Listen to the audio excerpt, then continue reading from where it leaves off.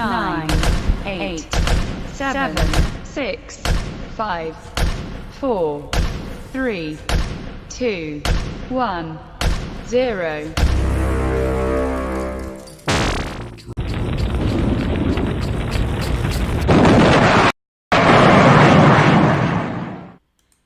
Hello everybody.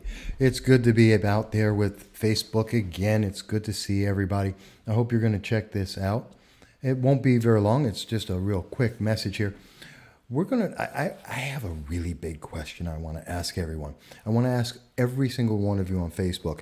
I know you may not have seen my show earlier today on the Exceptional Conservative Network. If you didn't get a chance to see that, please do check it out. If you're going to be around in the SUNY Broome area tomorrow at about 4:30, 5 o'clock, please drop by SUNY Broome to be part of the homeless awareness event that will be going on there. But that's not why I'm on. That's not why I want to speak to you today. Just one really simple thing. Something that I saw that happened and it just really caught my attention. You've probably heard by now, if you saw the show, saw the video, or if you've been looking on the news, you've had a chance to hear that Cory Booker, Senator Cory Booker, who is running for the Democratic nomination in 2020, hoping to go against President Donald Trump, he has come out and his entire staff, he's recommending that people donate to Senator Kirsten Gillibrand. That's right, New York's very own Senator Kirsten Gillibrand. Now, this is really interesting. You don't really see this. You're seeing a candidate, someone looking for the Democratic nomination, who's going out, and he is actively going out there and saying, hey, support Kirsten Gillibrand so that she can show up on the stage and compete with me to be able to get the Democratic nomination. And I had to ask myself when I saw that, I forgot to change this part, but I'll fix that for you. Actually, while I do that, let me fix it right now while you're looking at it. And the question is it BFF or, the best friends ever, or is it Brutus? Okay.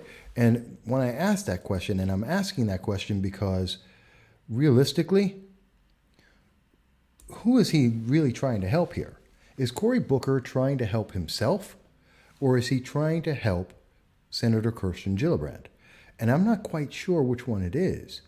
Matter of fact, I'm going to put a poll up there for you so that you can think about this when you're looking at this video. Because I have to tell you, I think it's Machiavellian. I think for a fact that we're seeing Senator Cory Booker do one of the most politically exciting kind of backstabs that I've seen in politics in a long time.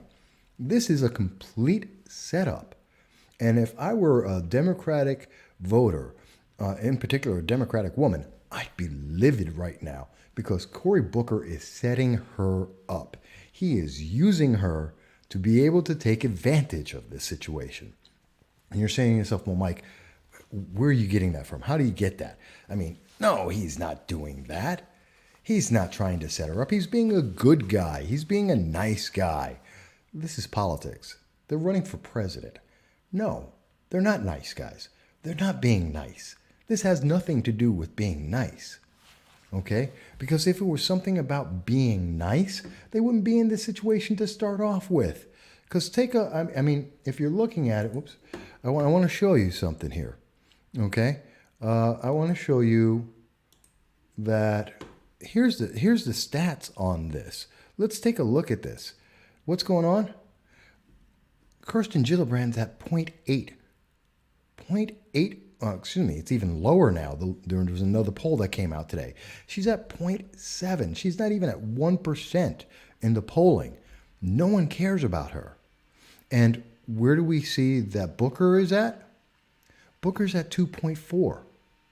He's not helping himself here. This isn't good for him. It's actually bad for him to have another opponent. There's only 13 people who actually make it onto the stage right now. That's it. 13 people who are able to get onto the stage for the Democratic Party. And that's having 65,000 donors. That's having 2% or more in the polls. And out of the 23 known named candidates, the 33 that are rumored or somewhere in the process, there's only 13 that actually make it to the stage, and there's only 20 spaces. It doesn't help Cory Booker to have Kirsten Gillibrand there. And she's got nothing. So why is he doing this? And I mean, you got to really ask yourself, because this is what our politics is about in our nation. What is he really doing here? And what he's really doing, I think, this is my political analysis of this. He's stealing her votes. He's stealing her support. Right now, Cory Booker is looking at the situation where he has 2.4%. And Kirsten Gillibrand, his BFF, ain't. And I did a typo in there. It's supposed to be or. It's supposed to be BFF or Brutus. But essentially, what he's looking at doing right now, and this is really subtle, he goes out there and he gets Kirsten Gillibrand onto the stage. He has two things going on at that moment. He's either, one, if she starts to gain some steam and suddenly, out of the blue, she starts getting some attention, women voters say, oh, we love her, and they start flocking over to her. She owes him. He owns her. Any success she has after this moment, it's all on him. So if she were to get the nomination for some reason, he calls his marker, he gets to be VP. He locked himself in. And if she doesn't, when she gets out the race, guess who gets all of her supporters, all of the money that she's raised up to that moment? He does, because she owes him. So any success she gets from this point forward, if she gets over 0.7%, she gets up to 1% in the polls. She owes everything to Cory Booker. So he gets her money, he gets her supporters if she gets out the race, and if she wins, hey, he gets to be VP because he calls the marker. She owes him a political favor. Now let's take it from the other side, and that's if he's the BFF best friend. But let's think of him as Brutus. And when I say Brutus, I mean like Julius Caesar, stab him in the back. You too? Yeah, you too stabbing him in the back. This is where we're going to see the really mean version of this, the Brutus version of this. Cory Booker is going to be able to go out there right now, and he knows where he is. He's in a box. He shares the black vote with Kamala Harris. And he's sharing the AOC Democratic Socialist vote with Kamala Harris and Elizabeth Warren and Kirsten Gillibrand and himself, basically, and Bernie Sanders, basically everybody who's running as a Democrat right now. Even Biden is looking for the AOC, Alexandria Ocasio-Cortez, the whole Democratic Socialist wing that they're trying to bring the Democratic Party into. So he's sharing the vote with all of them. He's got nothing special. And Pete Buttigieg, well, he's got the young vote with the fake Hispanic Robert O'Rourke, otherwise known as Beto. And he's got to share the male vote with Beto and with Buttigieg, Mayor Buttigieg, and himself. I mean, so they're splitting. He has no demographic, no micro category that Democrats look for that he can claim his own. He's not the only black guy. He's not the only guy. He's not the only young guy. He's not the only senator. He's got nothing for himself. So he needs to take something from everyone else. And you know what? He gets to take out, if he's the good guy, if he's already promised that he's going to have a woman as his vice president. He already guaranteed that. So he's trying to get the women's vote. He's trying to get some of the women's vote that's going straight on over the whole gender politics. He's trying to take it away from Elizabeth Warren. He's trying to take it away from Kamala Harris. But they're in better positions than he is. They are winning more than he is. So that's not working out for him. So how's he going to get the vote? It's easy. He takes it from Gillibrand. She's got nothing. She's on her way out of this race. Her and Inslee and Yang and Gabbard, those guys are done. Even Klobuchar and Castro, they're done. They got nothing. They're the easy pickings for everybody who is going to make the stage and is having some kind of success. They're the ones they're going to tear apart. So he's going after the easy vote. He's going after the easy pickings.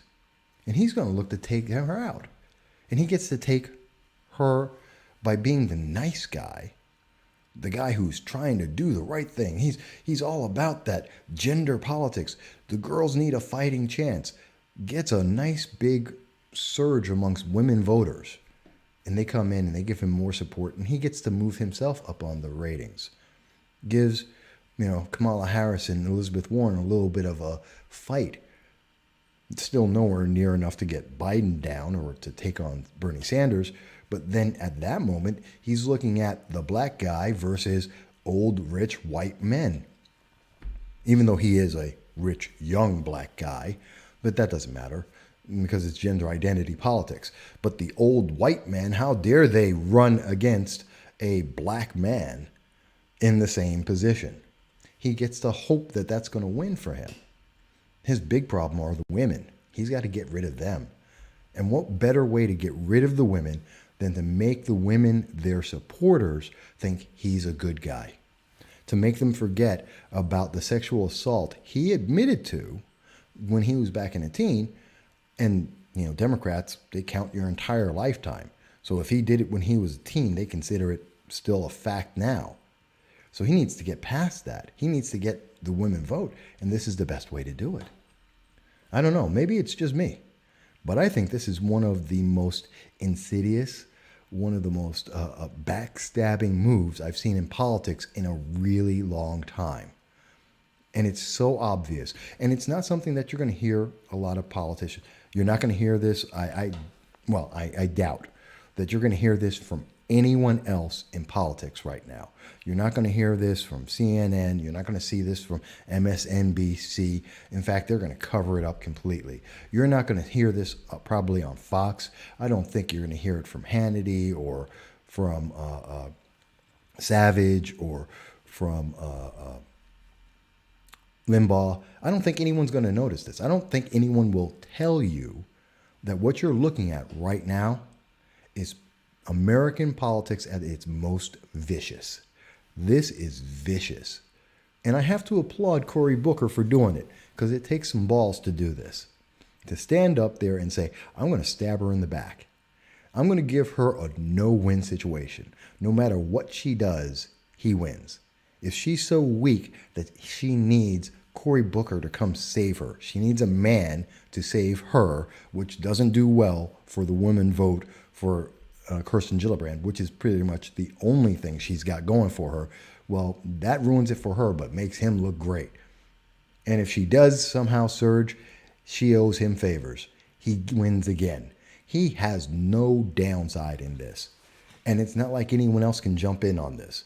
Even if someone else decides, if Kamala Harris suddenly tomorrow says, no, I want to help out Kirsten because it's girl power. Too late. He was the one who started that trend. He wins. She doesn't owe the favor to Kamala. She owes it to Booker.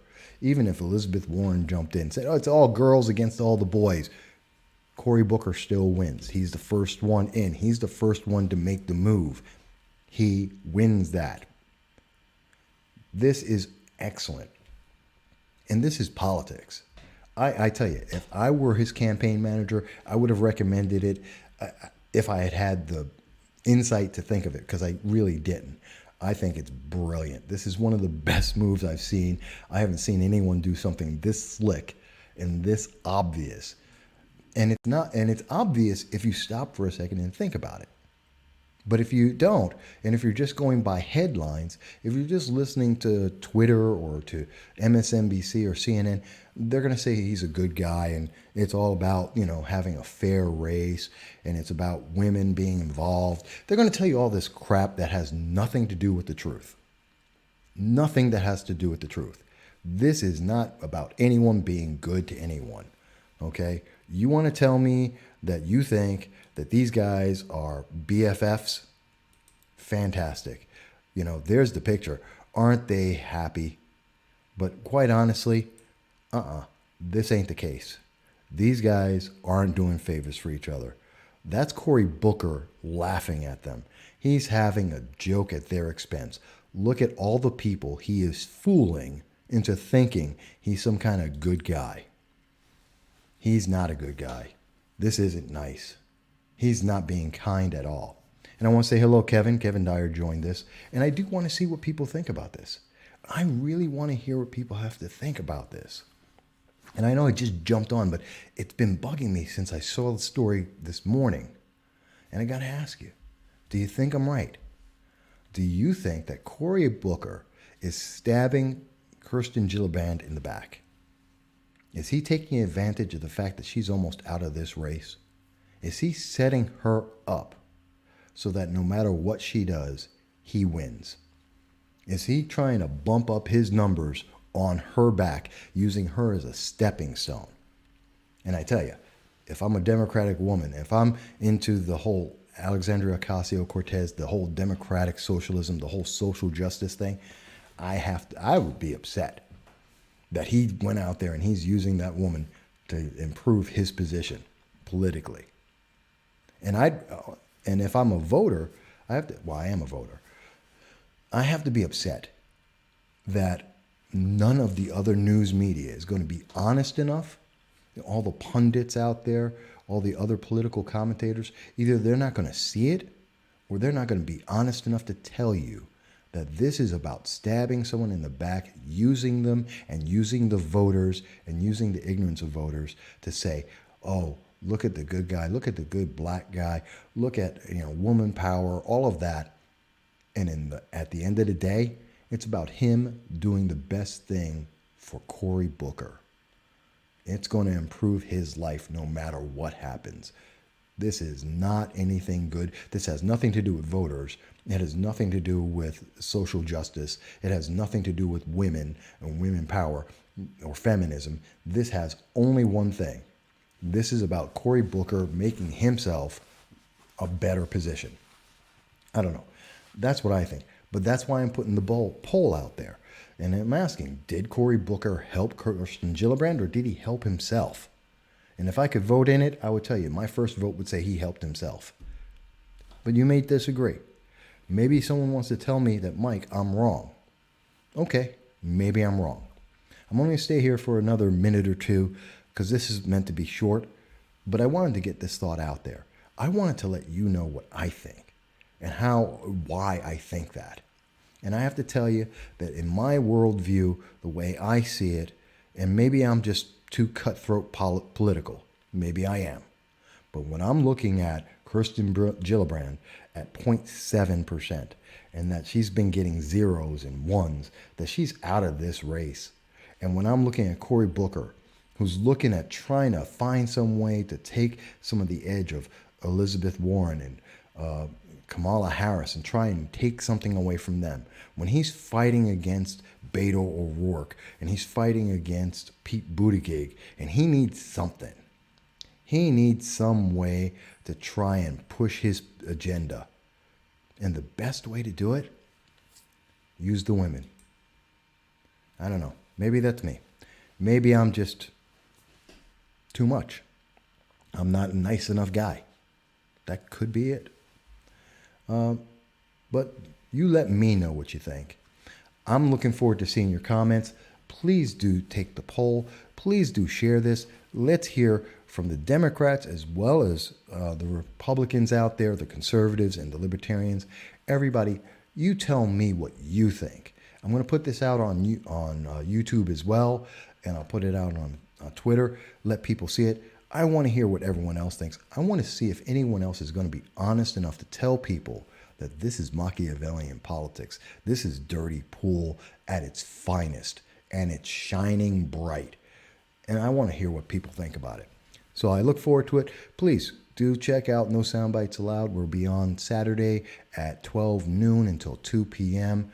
I'm looking forward to it. Check us out on YouTube and Facebook. and catch up on any episodes you may have missed. But until then, I hope you're going to do well, and I'll talk to you again soon. Thanks, folks.